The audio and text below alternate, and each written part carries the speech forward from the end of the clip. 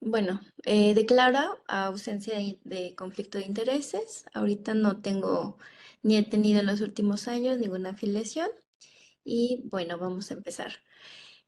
Vamos a hablar un poquito de generalidades, principalmente sobre el dolor y la diferencia entre un dolor agudo y crónico. Y de ahí vamos a dividir la clase entre los AINES, opioides, y a grandes rasgos vamos a hablar un poco de los esteroides y gabapentinoides. Es importante, bueno, necesitamos más tiempo para una clase así, pero bueno, vamos a ver como las perlas.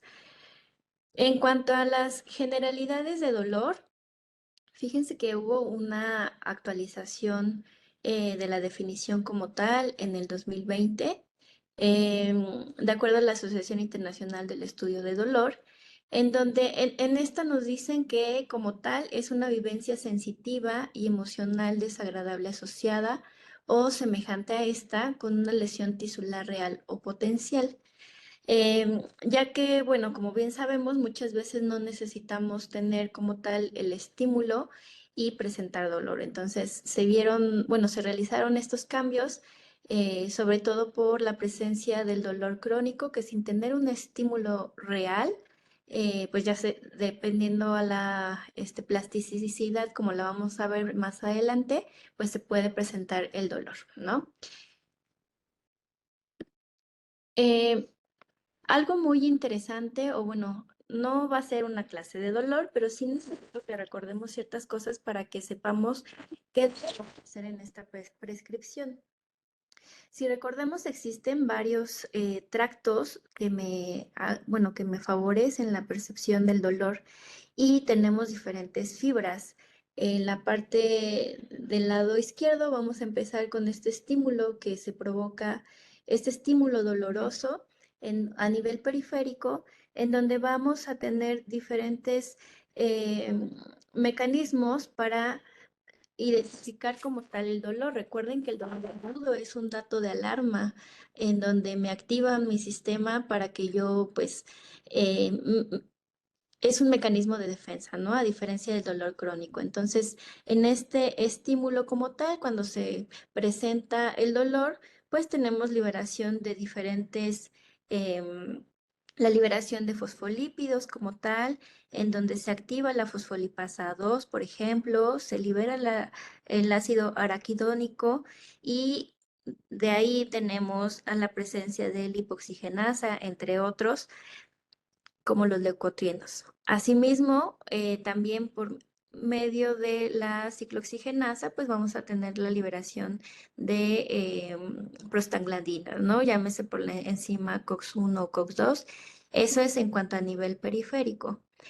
Recordando las fibras, tenemos las fibras A delta y las fibras C, en donde, bueno, también sabemos que estas fibras, pues vamos a tener diferentes em, mecanismos donde se van a ir directamente a las astas posteriores, por ejemplo, recordando que las fibras A beta y A delta pues llegan a las láminas de Rexen tipo 2, tipo 3, y que esto nos ayuda sobre todo para ay, sí se ve mi mouse, bueno, para estos mecanorreceptores tanto cutáneos periféricos y a nivel térmico también y nos activa la nocicepción. Otra cosa importante a determinar es que las fibras C como tal, pues bueno, estas son unas fibras un poquito más lentas en donde hacen escala en la lámina de Rexel tipo 4 y bueno, tenemos los diferentes tractos, ¿verdad? El espinotalámico, en donde, pues bueno, es un tracto lateral que vamos a tener como tal aquí la estimulación principalmente de las fibras A delta y el paloespinotalámico como que es el tracto anterior, en donde principalmente vamos a ver la percepción de las fibras C. Dentro de todos estos componentes, pues bueno, tenemos actividad aquí en la médula en todos estos tenemos diferentes mecanismos para inhibir como tal o favorecer la presencia de dolor. Es importante recordar que también vamos a tener la estimulación a la amígdala, al tálamo y sobre todo la corteza somatosensorial. Entonces, esto hace que mi dolor se vuelva completamente algo complejo, donde no solamente es el estímulo, sino todas estas estimulaciones van a favorecer que yo, por ejemplo, cuando tengo ahí la estimulación somatosensorial, puedo percibir como tal tener una experiencia desagradable o no, dependiendo el mecanismo en el que me encuentre, ¿no? Aquí intervienen también algunos otros factores. Va a ser muy importante identificar qué tipo de dolor es el que tenemos, si es un dolor agudo o un dolor crónico. Y la primera pregunta sería, pues, ¿qué tipo de dolor es el que presento? ¿Es un dolor donde tuve un estímulo periférico como tal, con esta activación de la fosfolipasa tipo A, donde ahí intervienen principalmente los corticosteroides, o o ya no es un dolor agudo, sino que ya tengo una estimulación constante, persistente a nivel periférico, que mi fibra nerviosa ya está completamente sensibilizada y entonces, este estímulo continuo de la liberación y activación de mastocitos, macrófagos como tal, el proceso inflamatorio que se ve, eh, los múltiples receptores que se presentan, pues se activan y se encuentran presentes, ¿no? Entonces ya no es una forma normal, sino que este estímulo constante favorece que mis receptores, pues, se haga una mayor síntesis, uno de ellos y los que más, los vaniloides, por ejemplo, que favorecen este estímulo o dolor crónico. Entonces, ya con esa pequeña introducción sobre qué es el dolor, bueno, me voy a regresar un poquito porque recuerden también eh, que vamos a tener diferentes receptores muscarínicos, kappa y delta, y bueno, vamos a intervenir a nivel periférico o a nivel central, ¿no? Hablando específicamente de los opioides. ¿Qué otra cosa es muy importante? Bueno, creo que somos expertos en los cambios fisiológicos en el envejecimiento, donde tenemos cambios a nivel del sistema nervioso central, respiratorio, cardiovascular, musculoesquelético. Algo muy importante y con los que me voy a quedar acá es con los cambios que se llevan en este envejecimiento a nivel hepático y renal. Ajá. Recordemos que a nivel hepático hay una disminución en la primera fase, por lo tanto muchos fármacos van a verse alterados y la eliminación. Eso es de suma importancia porque como el día de hoy vamos a tratar específicamente sobre opioides, voy a dedicar un poquito más de tiempo ahí, sobre todo por los efectos secundarios, ¿no? Entonces, quédense con estas dos ideas y bueno.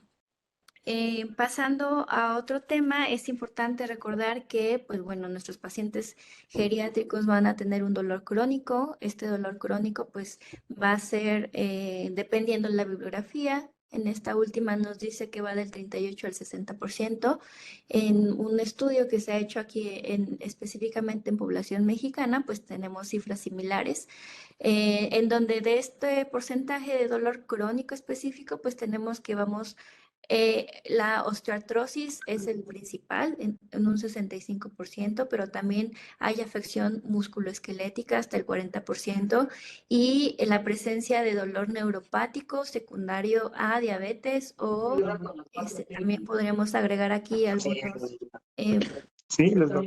herpético, por ejemplo, el dolor es en un ¿Bajaron 35%. recursos o Entonces, qué pasó? dentro de Sí. estos, creo que por ahí anda un micrófono abierto.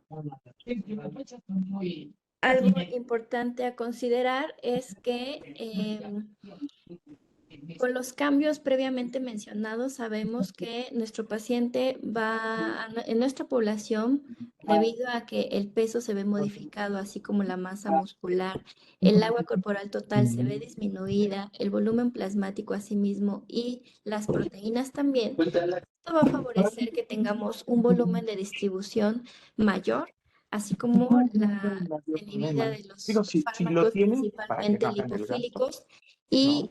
pues que Mejor tengan este. una fracción libre secundario a que muchos de ellos se unen a Ajá, proteínas y el estudio estos de imagen, el pacientes que me pues ya dicen que trae tienen por disco. algunos Em, problemas de nutrición. También. Creo que por ahí anda O, un o alguien que me pudiera mandar solo las imágenes por correo. ¿Alguien Moisés ustedes Cernino, bueno. ¿puede apagar su sí? micrófono, por favor?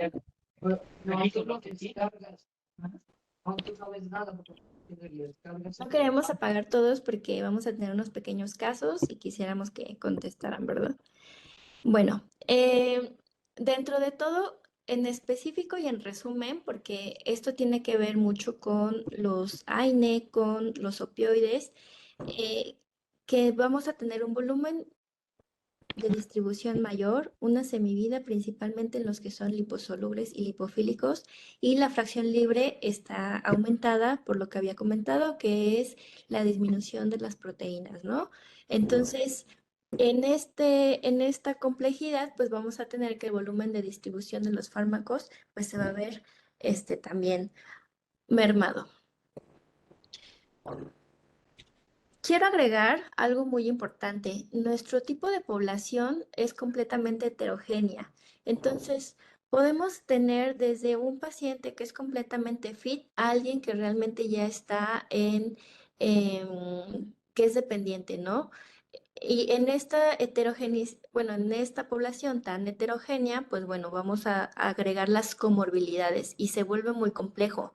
Más aparte los síndromes geriátricos y bueno, algo importante también es que sobre todo en la prescripción de los opioides, sí tenemos que valorar en qué población estamos y sobre todo para que si tenemos un paciente que tiene un buen soporte social o una red, es más fácil poder prescribirlos cuidando los efectos secundarios. Entonces, es algo que deben de considerarse.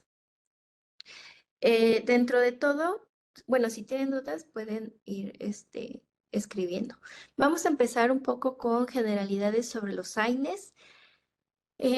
Recordar que, bueno, uno de los primeros que prescribió o que se sabe que usó los extractos de corteza del sauce fue Sócrates, nuestro padre de la medicina, quien dijo que, bueno, eh, él daba estos extractos para poder calmar tanto dolor y fiebre, si estamos hablando desde hace más de 2400 años, ¿no? Entonces, algo importante a considerar es que, bueno, desde esa época, pues la aspirina ha sido como el principal AINE, sin embargo, en las nuevas generaciones, pues tenemos ya la década de los noventas, pues que salieron los Coxip, ¿no? Sin embargo, algo muy interesante aquí es que, pues bueno, todos em, estos fármacos principalmente tenemos que ser muy cuidadosos, sobre todo por la toxicidad gastrointestinal. Como lo vemos en este esquema, pues uno de los más que provocan más sangrados gastrointestinales, pues es la aspirina y el naproxeno, ¿no? Y otro y bueno, ¿qué ha sido en esta generación de los COXIP? Pues que nos han favorecido la inhibición específica de la prostaglandina y han disminuido como tal el riesgo de toxicidad gastrointestinal. Sin embargo, pues se ha visto mermado porque aunque nos ha ayudado a disminuir el riesgo de sangrados gastrointestinales, ha aumentado mucho el riesgo cardiovascular. Entonces, aquí solamente hago énfasis en que el riesgo cardiovascular, pues de los AINE, el que menos tiene riesgo y que se pudiera prescribir es el naproxeno, considerando, como lo vimos en el esquema previo, que pues tiene más riesgo a nivel gastrointestinal, ¿no? Y dentro de los que tienen menos riesgo, pues son los COXIP para los sangrados. Entonces, debemos considerar que, pues, para hacer una prescripción, previamente las interacciones son muy importantes y sobre todo antes de iniciar o valorar considerar un AINE, pues hay que hacer todo este listado de fármacos para poder identificar en dónde es y cuáles son para no tener una prescripción inapropiada o hacer una duplicidad.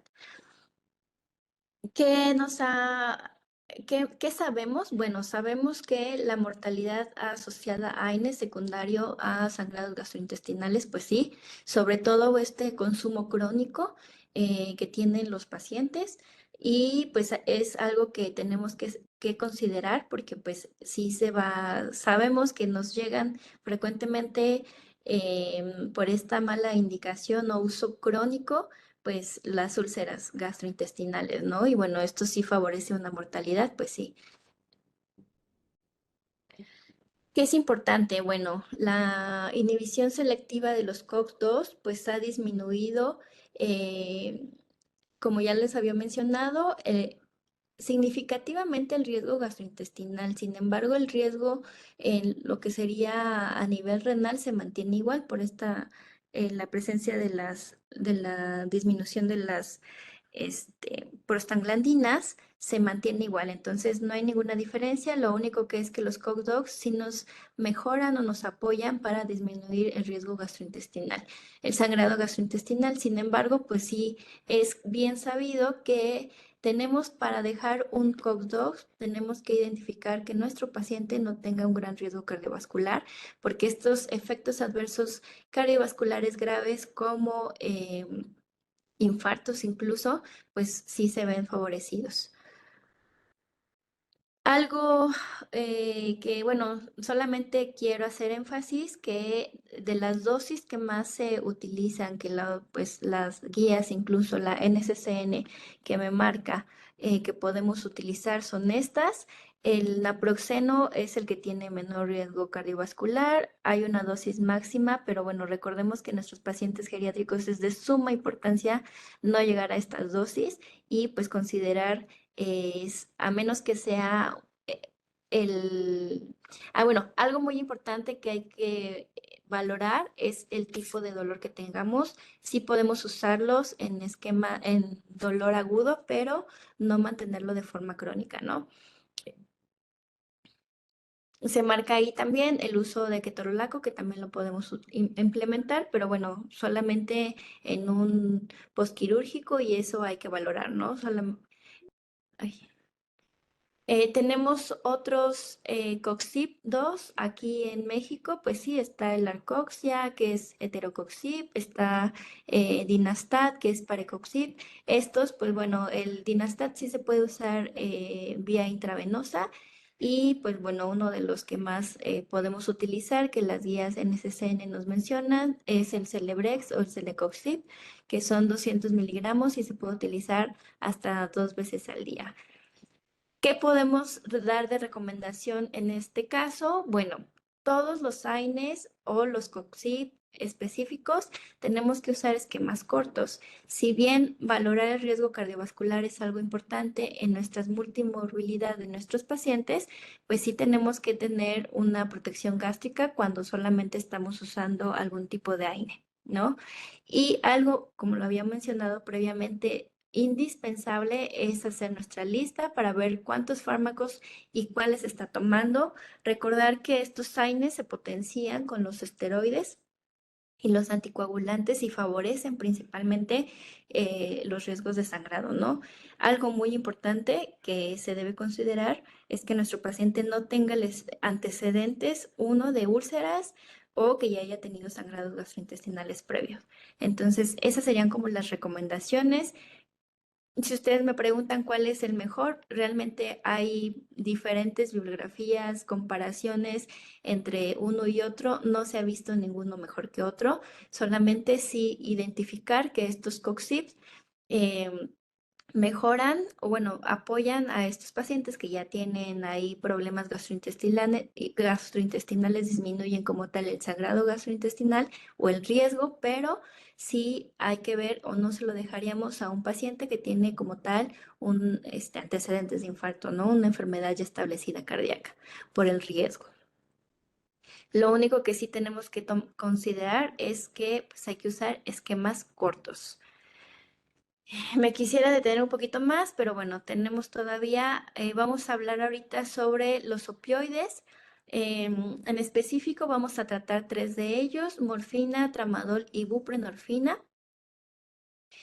Y bueno, em, Cosas curiosas sobre la morfina. Pues fíjense que desde la época de Mesopotamia, en los 3400 antes de Cristo, pues se conoció una plantilla ahí muy famosa o que está documentada, que era la planta de la alegría, ¿no?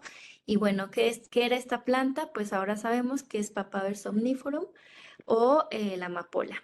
¿Cuándo fue por primera vez aislada como tal, la morfina? Pues fue por este científico alemán, quien en 1804 pues identificó ahí este, la morfina como tal. La usó, él la usó porque tuvo ahí una lesión tenía un diente lastimado y dijo, bueno, me duele mucho, voy a usarla. Y pues bueno, ahí se dice que estuvo durmiendo más o menos 8 horas y que despertó muy feliz, muy contento, sin ningún efecto secundario. Y dijo, bueno, aquí ¿cómo la vamos a nombrar esta nueva sustancia? Pues bueno, se fue con el nombre por el dios griego del sueño. Entonces, posteriormente, en donde se empezó a utilizar se le dio mucho uso fue en la Guerra Civil Americana, que fue ahí por el 1865. Y bueno, en esta guerra, pues se empezó a usar como tal la morfina. em, y pues bueno, se llamó también, o bueno, como estos militares o que iban a la guerra, pues empezaron a tener adicción como tal y pues era la enfermedad del soldado, ¿no? Y bueno, hay otros, incluso en la literatura se ha visto que uno de los poetas malditos también ahí cayó en las redes de la morfina y bueno, que decía que por ello también podía escribir. Entonces, si se dan cuenta, es uno de los fármacos que más, pues, que nos sirve para el dolor, pero no sabemos tanto en cuanto a la prescripción o no lo usamos tanto más bien. Eh, en cuanto a las generalidades de los opioides, pues la morfina específicamente la usamos más para dolor, ¿no? Pero quisiera que también se centráramos o uno de los fármacos de elección para tratar otro de los síntomas, pues es la disnea. Y recientemente, más adelante lo vamos a ver en uno de los artículos, la tos es otro síntoma que se ha visto que sí tiene un efecto, ¿no? Por ahí hay una literatura entre que no sabemos si sí o no sirve para la disnea, sin embargo eh, sí hay un beneficio y evidentemente para el dolor pues es cuando se utiliza, ¿no? El dolor pues va a ser, como ya lo mencionamos, si es dolor crónico, agudo, si es oncológico, ¿no? Pues vamos a tener que es uno de los síntomas pues que principalmente tenemos que tratar. Hay ahí o la escala famosa que conocemos, la escala analgésica, eh, de acuerdo a que si tiene un dolor leve, si tiene un dolor moderado o si ya es severo, es lo que se usa, pero actualmente también sabemos que no tenemos que dejar pasar todos estos pasos, o bueno, esta escalera, eh, si tenemos un dolor em, que está como tal agudo, que es intenso, pues sí, sí se podría valorar uso de los medicamentos fuertes, por así decirlo, como los opioides, ¿no? Sin embargo, sí quisiera que con esto también tenemos que hacer tanto prescribir el opioide, pero siempre hacer adyuvancia. Y algo muy importante que lo vamos a ir viendo a lo largo de la charla es que una terapia multimodal, de acuerdo a como ya vimos eh, las características y la fisiopatología con los diferentes receptores, las diferentes vías de activación para el dolor, es necesario usar diferentes mecanismos. Y como ya vimos que estos tractos suben directamente a la corteza somatosensorial, pues también necesitamos hacer una terapia multidisciplinaria, no solamente de un fármaco, ¿no? Entonces, Es correcto el uso una de las preguntas importantes es que si realmente estamos en un dolor crónico, usar estos 4 pasos es correcto o no. Pues bueno, ahí nos mencionan que aunque sea un dolor crónico, sí es necesario usar también tratamientos opioides. Y algo muy importante es que no tenemos que esperar llegar a dosis tope de algún fármaco para ofrecer a lo mejor también una intervención de mínima invasión. Entonces, este es como, es como saber que tenemos otras opciones y eso es un equipo multidisciplinario.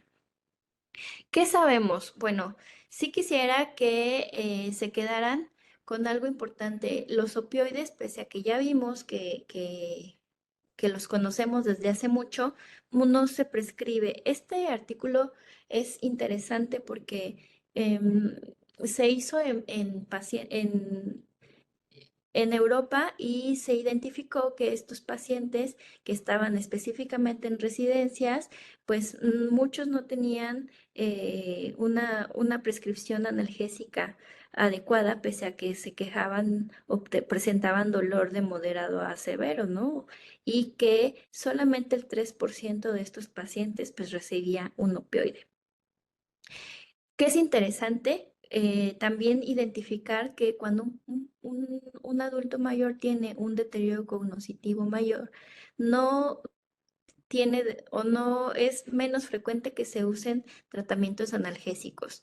Entonces, también acá nos reportan que los pacientes que tuvieron fractura de cadera y que tenían un deterioro cognitivo, pues se prescribía menos de un tercio de los opioides versus a los que no tenían el deterioro cognitivo. Entonces, es un dato ahí o un foquito rojo que tenemos que estar revisando nosotros como geriatras, pues sí, identificar con las diferentes escalas que mi paciente, aunque no me puede decir que tiene dolor, pues sí sepamos identificar si lo tiene. Entonces, hay algo muy importante, ya lo mencionamos a grandes rasgos, pero cuando nuestros pacientes para la prescripción adecuada de los opioides, sí tenemos que identificar 2 cosas. Uno, pues que no haya alguna complicación renal principalmente, porque muchos de ellos se ajustan de acuerdo a la tasa de filtrado. Y otro, pues el mecanismo del primer paso. ¿Ok? Eh, Siempre y cuando pues tampoco tenga alguna lesión hepática. Es como lo que tenemos que tener presente y les vuelvo a colocar acá que el volumen de distribución y la semivida más la fracción se ve aumentada cuando tenemos estos factores presentes. ¿Qué, ¿Qué de relevante tiene o cuáles son los efectos adversos más frecuentes específicamente en todos los opioides? Uno de ellos es el estreñimiento. El que más estreñe es la morfina y vamos a ver que va de un 25 al 95%. Por eso se dice que médico que prescribe opioide o morfina tiene que escribir un laxante. Ajá, tiene que prescribir. Más aparte, bueno, también podemos tener náuseas hasta el 30%. La presencia de sedación, sí, también es importante. Y algo muy importante que luego se nos olvida es este, una retención o que nos hagan RAW, ¿no? Entonces, siempre aquí pues hacemos énfasis en que los pacientes los tenemos que revisar completamente porque, bueno, no sé si ha pasado, un ejemplo es de que de repente llegan, están con dolor, les empiezan ahí buprenorfina, dosis alta, el paciente está de repente, no, pues es que ya no orina y al revisarlo pues ya nos damos cuenta que tiene RAW. Entonces, eso es importante, no olvidarlo porque luego a veces sí se olvida. Y fíjense que también podemos tener esta neurotoxicidad y cómo se va a ver manifestada. Bueno, pues que sí empezó con alucinaciones, que ya está en delirium, que tuvo ahí algunas mioclonías. No es tan frecuente. El 15%, pero sí va a depender mucho de la dosis total de morfina que tenga y nosotros lo cuantificamos como la dosis que tenga vía oral, dependiendo. y ¿qué sería un MET alto o esta dosis o el consumo que tenga? Pues va más allá de los 100 miligramos y pues usualmente es cuando un paciente ya tiene un dolor intenso, por ejemplo, o que llegó con dolor intenso y se empezó a subir la morfina y bueno, em, eso podríamos tener neurotoxicidad. Algo también importante es valorar, aunque sea un opioide, nos puede dar hiperalgesia por opioides, sí. Entonces, no siempre subir y llegar a dosis tope es lo más adecuado. Dentro de estos efectos, bueno, quería mencionarles también que este es un artículo muy interesante que salió este año a principios, en donde, bueno, se hizo específicamente, si pueden ver, es un estudio prospectivo, multicéntrico, doble ciego, es un ensayo cruzado, y bueno. Algo que quería y que se me hace muy relevante es que aquí no limitaron la edad. Es específicamente para pacientes que tienen enfermedad pulmonar, eh, una fibrosis pulmonar, y no hicieron, o como en la mayoría de los estudios pasa, que no agregan a nuestros pacientes geriátricos. Aquí hubo una población de 40 a 90 años, en donde la media fue de 71. ¿Y qué evaluaron? Bueno, dejaron dosis pequeña de morfina para disminuir tos. Recordemos que en esta enfermedad, pues también puede haber, bueno, uno de los síntomas es disnea y tos. En este caso era población no tan avanzada de la enfermedad, pero sí presentaban tos y que esta tos ya había tenido varios esquemas de tratamiento, que se volvió una tos de difícil control y que tenía más de 8 semanas. Ahí me equivoqué en el signo, perdón. Y bueno, quiero que sepan que con esta dosis de morfina que se dio, pues bueno, la mayoría de los pacientes tuvo una adherencia del 98% a nivel general y pues sí, que se vio significativo la reducción de la tos. Em, este es uno de los artículos, creo que de los más relevantes, porque bueno, ya ahorita con este podemos dar la base para que la morfina también nos puede dar un resultado para tos. Y bueno, puse los efectos secundarios porque fíjense que el principal efecto del 21% en estos pacientes, pues bueno, era del 21%. Fueron 9 y la constipación fue del 21%. También se presentó náusea y vómito, que fueron como los síntomas gastrointestinales los que más se presentaron. Hubo también por ahí la hipersomnia. Y bueno, pero para que perdamos un poquito el nervio, el miedo a que si yo doy morfina, el principal efecto es que esté muy somnoliento, pues no, el principal efecto es que tenga constipación y esté estreñido. ¿Qué presentaciones tenemos? Ah, bueno, el estudio previo y en otros países, principalmente Estados Unidos, pues tienen una morfina que hay de liberación prolongada, hay un desabasto de fármacos. Aquí, bueno, principalmente de opioides aquí en México, pero tenemos bueno, la morfina que tenemos hay de 10, presentación de 10, de 15, de 30, en tabletas y en vía oral. Nuestra presentación en México es de eh, tabletas de acción rápida, ¿ok? Entonces son como las dos en solución inyectable y en tabletas. Nos vamos a ir a un pequeño caso clínico en donde bueno, vamos a tener una paciente de 78 años de edad que tiene dolor crónico en cadera, usó AINE, se agregan ahí cambios en la sensibilidad en extremidades inferiores y se presentó, bueno, le dieron por ahí tramadol 50 miligramos cada 8 horas, presentó náusea y ya no quería tomar. Si en el chat me pueden ayudar a comentar qué opción de tratamiento prescriben. Uno es continuar con el AINE y priorizar a COX-2. Dos, reiniciar el tramadol. O la opción C, retirar el tramadol por los efectos adversos. Si me ayudan por ahí.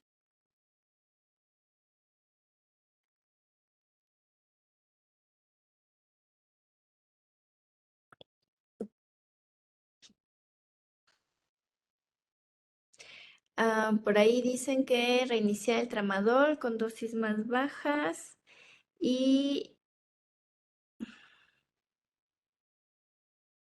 reiniciar tramador, agregar antiemético. Sí, podría ser una opción. Ok. Debido al dolor, el AINE no es buena opción por los riesgos adversos. Exacto. Bueno, sí, uno de los efectos lo vamos a comentar rápidamente. Fíjense que las dosis máximas de tramadol pueden ser hasta 400 miligramos. Sin embargo, en pacientes mayores de 75 años sí tenemos que bajar la dosis y ajustarla. Hay que tener en consideración los fármacos que estén consumiéndose también porque puede verse activado ahí por el CYP2D6 que se vea alguna interacción farmacológica, sí se tiene que ajustar a nivel renal y algo muy importante del tramadol es el riesgo de presentar crisis convulsivas. Pese a que es menos del 1%, sí se pueden presentar, por eso el tramadol en pacientes, específicamente en población con cáncer, no está o no es una, cuando tenemos actividad del sistema nervioso central secundario a la neoplasia, no es un buen fármaco o tenemos que retirarlo por este riesgo de aumentar las crisis convulsivas. Y bueno, el efecto serotoninérgico, acuérdense que con varios fármacos se puede ver hacer interacción y presentar este síndrome serotoninérgico. Por ahí Yesenia me dice que el dolor neuropático hay que modificar por un neuromodulador, sí, pudiera ser también, pero dentro de las opciones teníamos el tramadol. Ahorita vamos a continuar. Em, Algo importante es que tenemos estas presentaciones, tenemos tramadol con paracetamol y tenemos tramadol solución inyectable que viene en 100 miligramos.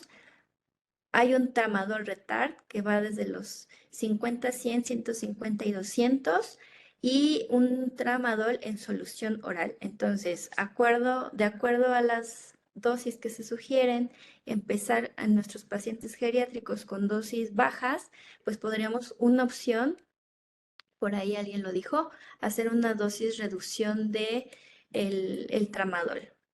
Entonces, sí podemos iniciar el tramadol.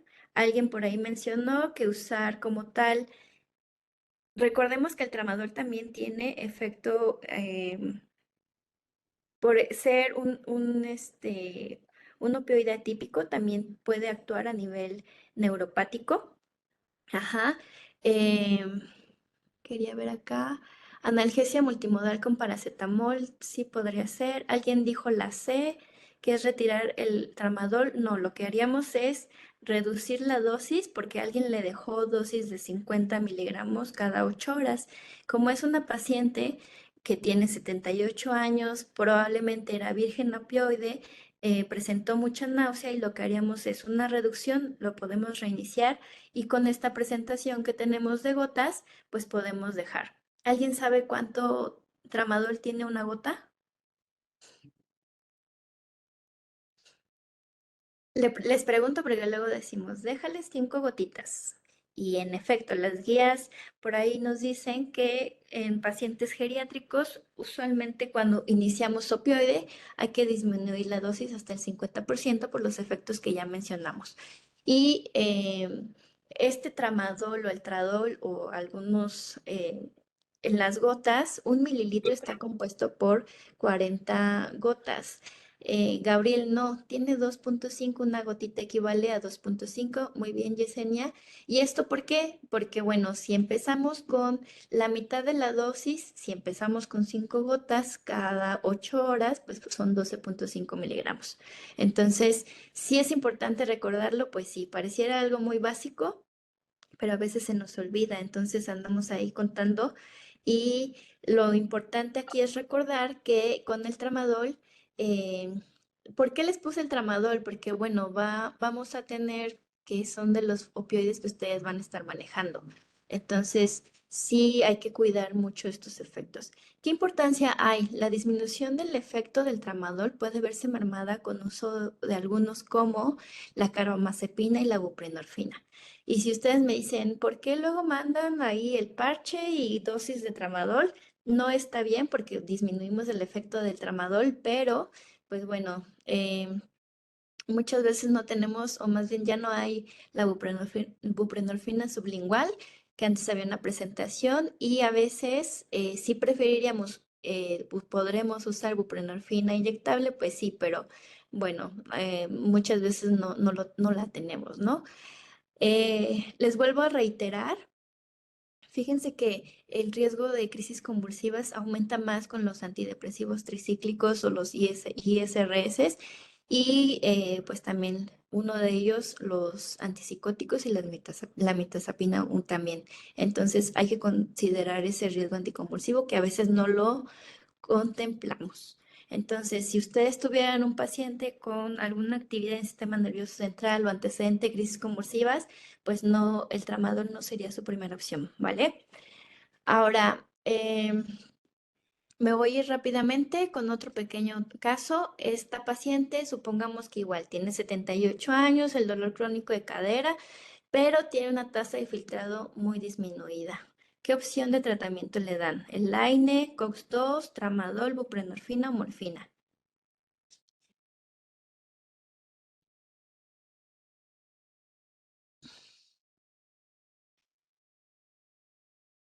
La C, buprenorfina.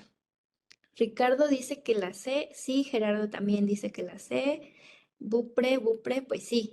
La buprenorfina es un fármaco que nos apoya mucho cuando tenemos pacientes que tienen una tasa de filtrado disminuida. Ajá. ¿Por qué? Pues porque su eliminación va a ser biliar el 90% y es seguro en tasas de filtrado menores a 30, ¿no?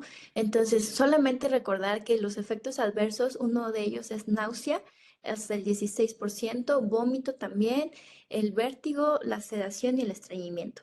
Algo importante, en vía transdérmica, que son los parches, tenemos menos efecto de estreñimiento. Hay diferentes presentaciones, Soloro, 7 que es buprenorfina, y tenemos de estos parches de 5 y de 10. Tenemos Transtec también, que ya son presentaciones, hay de 20 y de 30, y la buprenorfina, pues, que puede ser en solución inyectable.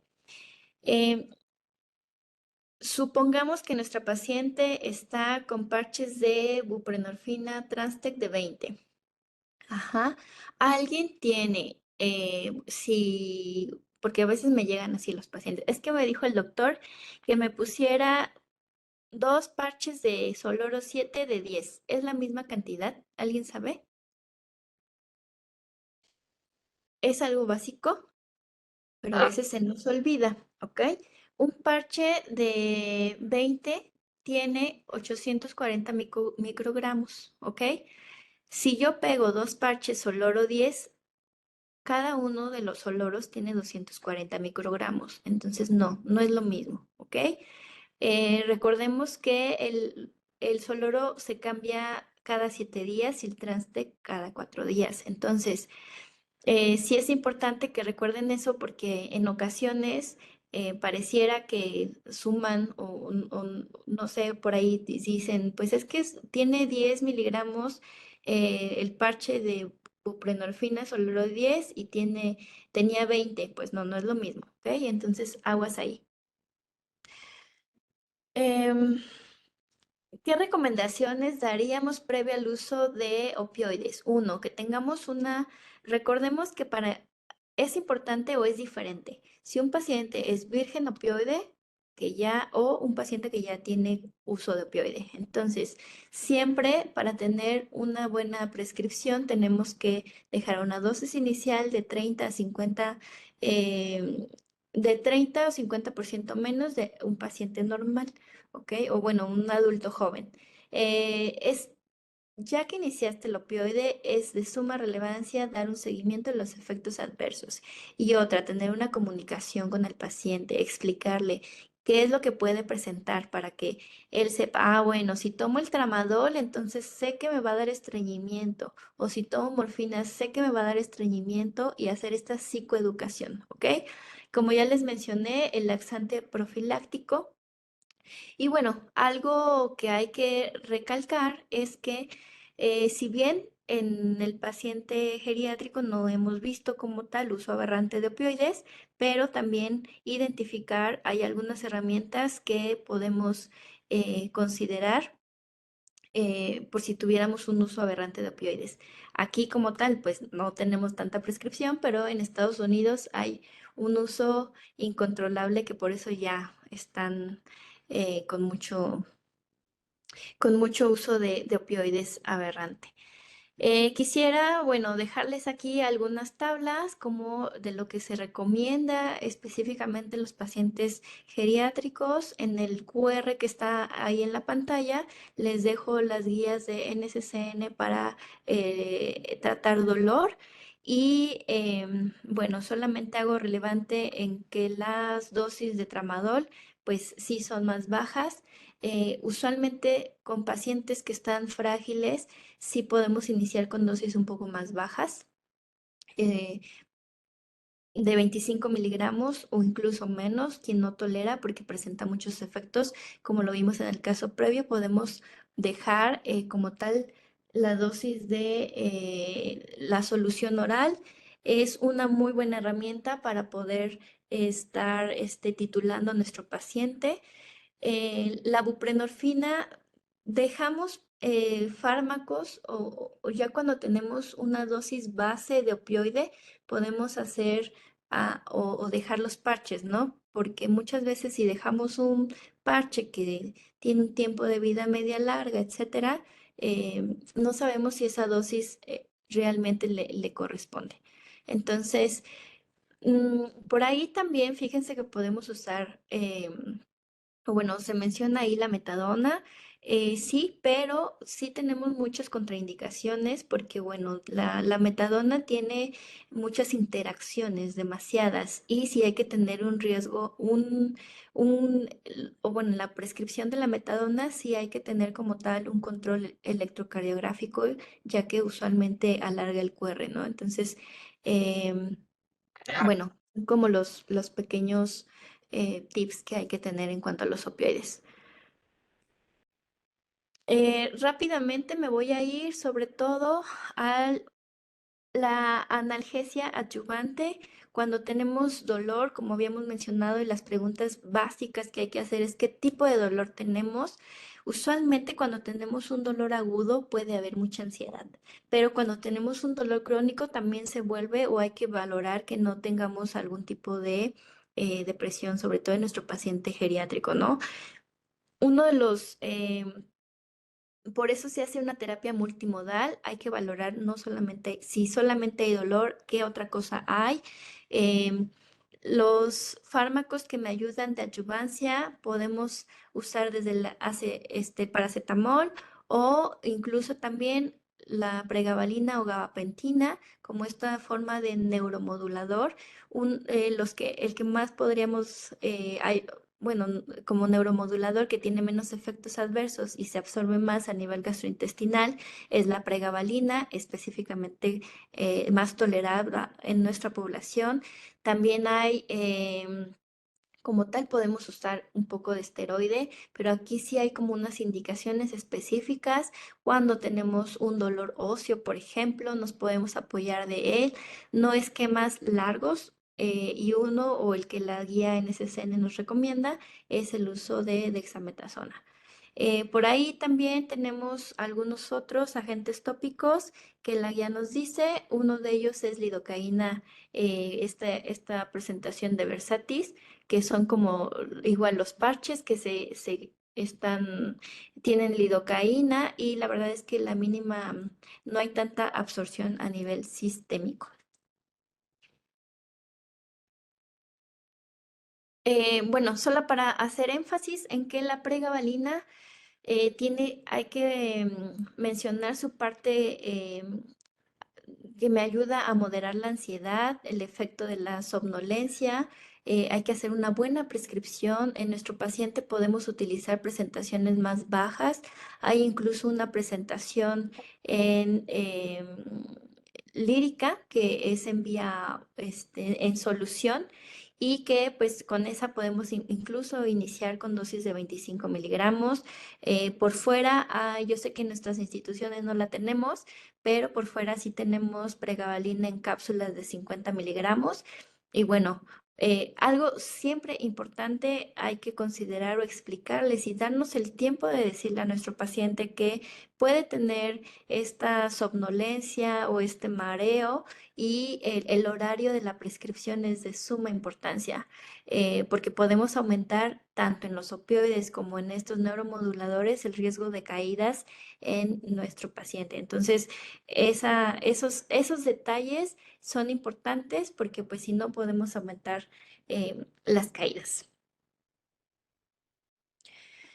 Y bueno, otra consideración especial, bueno, siempre identificar que nuestro paciente no tenga como tal una lesión renal, una lesión hepática, que si está frágil o tiene malnutrición también por eh, esta alteración en las proteínas y en el mecanismo de la farmacocinética y dinámica del fármaco. Algo súper importante es identificar la esperanza de vida del paciente. Si yo tengo un paciente con un dolor crónico que está fit, que todavía pudiera tener un tratamiento más que farmacológico, sin alguna intervención de mínima invasión, podemos o hay que considerarla, ¿no? Explicar cuál sería el beneficio que ofrece, explicar sobre todo los efectos secundarios o los efectos adversos, perdón, de los fármacos. em, y bueno, también algo que tengo que tratar es sobre la opiofobia, incluso en nuestro mismo gremio, de que los pensamientos de me voy a ser adicto, hay diferencia entre adicción y tolerancia. Entonces, esos conceptos se tienen que tener presentes y saber explicarlos al paciente. Algo que también tenemos que saber es que pues el paciente, cuáles son sus deseos. Muchas veces no los preguntamos y igual y él me dice, no, pues si quisiera algún tipo de intervención, pues valorar riesgos, beneficios para que se tomen decisiones compartidas. Nuestra premisa, no, bueno, algo que todo geriatra hace es empezar lento e ir despacio. No tenemos ninguna prisa y sí podemos disminuir muchos riesgos de caídas, entre otras cosas. Em, Quisiera compartir ya para terminar decirles uno, que el manejo de los síntomas, ahorita hablamos de dolor en específico, pero como ya mencioné, algo importante de los opioides es que no solamente me sirven para dolor, específicamente morfina tiene o apoya para la disnea y para la tos, como ya lo mencionamos, y el manejo es multidisciplinario. Entonces, este paciente, quiero compartirles este video porque es de los nonagenarios que tenemos. Él tiene una enfermedad pulmonar intersticial y estuvo hospitalizado casi un mes y se fue completamente frágil, completamente dependiente. Lo que hicimos fue hacer con el equipo multidisciplinario, nos apoyamos mucho de rehabilitación, se fue con morfina, hasta la fecha sigue con dosis baja para control de tos, porque eran accesos de tos disneizantes.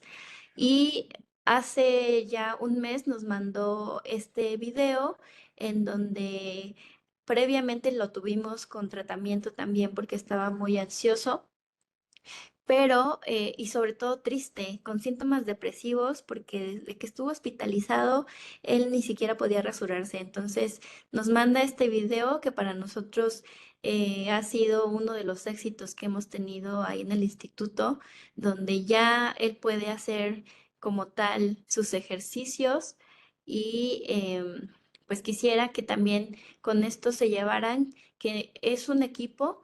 el cuidador es algo sumamente relevante, aunque nosotros dejemos, y aquí, por ejemplo, en la terapia analgésica específicamente, sí vale la pena pues capacitarlos cuando tenemos un dolor oncológico a un dolor crónico.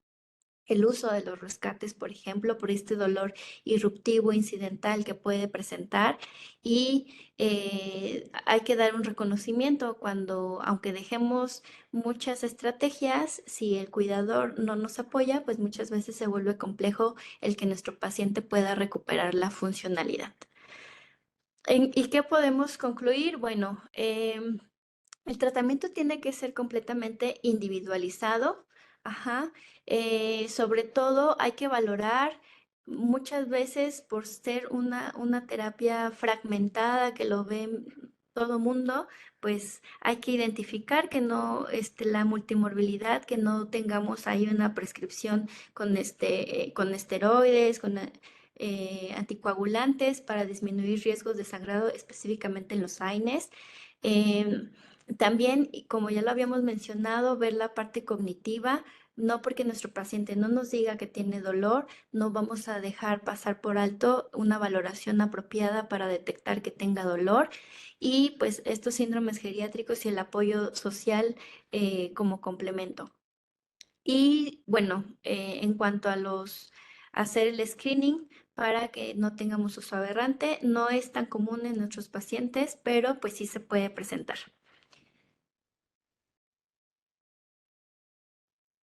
Una de nuestra líder en movimientos hospice, pues dice que no es el cuerpo el que sufre, sino el individuo entero. Entonces eso hay que recordarlo y pues creo que ya con esto terminamos. Muchísimas gracias, doctora Citlali. Vamos a dar paso a algunas preguntas que se encuentran en el chat. Una de ellas es, además de su efecto analgésico, ¿qué otras indicaciones tiene la morfina en personas mayores en cuidados paliativos? Ah, sí, es una muy buena pregunta. La morfina tiene varias indicaciones, pero específicamente las usamos más para controlar dolor y sobre todo para la disnea. Más aparte, ahorita como lo mencioné en el artículo, que pues si quieren me pueden escribir y se los mando o comparto el link. em, en este artículo doble ciego nos permitió identificar que también apoya para la tos. Entonces, son estas como tres indicaciones que me ayudan básicamente el uso de la morfina. Ok, doctora. Otra pregunta es, ¿qué opina sobre el uso de metadona en la persona mayor? Sí, sí lo usamos y sí se puede usar. La cuestión es que tiene muchas, como ya lo había mencionado, muchas interacciones farmacológicas y sobre todo hay que estar vigilando porque puede alargar o tener cambios electrocardiográficos. Entonces, recordar que nuestra población pues ya tiene mucha comorbilidad. Entonces, no sí lo usamos, no es de primera elección, pero sí lo podemos usar, sobre todo cuando tenemos componentes mixtos, que sí hay una nocicepción y predomina el dolor neuropático y sobre todo también o donde lo hemos usado más también es cuando ya tenemos dosis altas de opioides, eh, llámese buprenorfina o morfina incluso. Y otra indicación que también sería, lo usamos cuando ya tenemos este abuso de sustancias. La buprenorfina nos ayuda mucho y también la metadona. Entonces son como los tratamientos de elección. Ok, doctora. Otra pregunta, ya que estamos hablando de buprenorfina, nos preguntan que si por vía subcutánea va a presentar los mismos efectos adversos o van a ser menores. Este, Prácticamente son los mismos, pero la vía subcutánea también es una vía que nos ayuda, evita mucho, y como les había mencionado, sobre todo la vía transdérmica, el estreñimiento. Entonces es una muy buena opción para usar la buprenorfina. Ok, muchísimas gracias. Y ya para finalizar, doctora, ¿cuál es la diferencia entre adicción y tolerancia? Bueno, esa es una excelente pregunta. Fíjate que la tolerancia es cuando tenemos el uso del opioide, pero que por cronicidad del uso necesitamos más fármaco para adquirir, como ya nuestros receptores están sensibilizados, necesito más fármaco para lograr el mismo efecto. ¿Ok? Entonces, que no les extrañe cuando tenemos un uso continuo de fármaco tipo opioide, que tengamos que subir la dosis para lograr el mismo efecto. Eso es tolerancia. Nuestros receptores ya están sensibilizados y necesitamos aumentar la dosis para tener el mismo efecto. La adicción es cuando estamos necesitando el fármaco, ¿sí? Y que no solamente, y que empiezas a tener uso aberrante, en donde empiezas a consumir sin tener una indicación específicamente, ¿no? Hay que diferenciar también ahí o tener presente el chemical coping. Cuando tenemos pacientes que tienen algún trastorno, principalmente psicoafectivo, podemos estar usando el fármaco o el opioide como para disminuir la ansiedad, apoyarme cuando tenemos a lo mejor algún trastorno depresivo mayor, empezamos a usar para compensar. Es una compensación química. Ujú. Muchísimas gracias, doctora Citlali, por su excelente ponencia. Ya nada más nos queda invitarlos y agradecerles su atención, invitarlos al 8º Congreso Internacional Geriatriz. Ahora va a ser de envejecimiento saludable, va a ser del 29 al 31 de octubre del 2024 en la unidad de congresos de siglo XXI.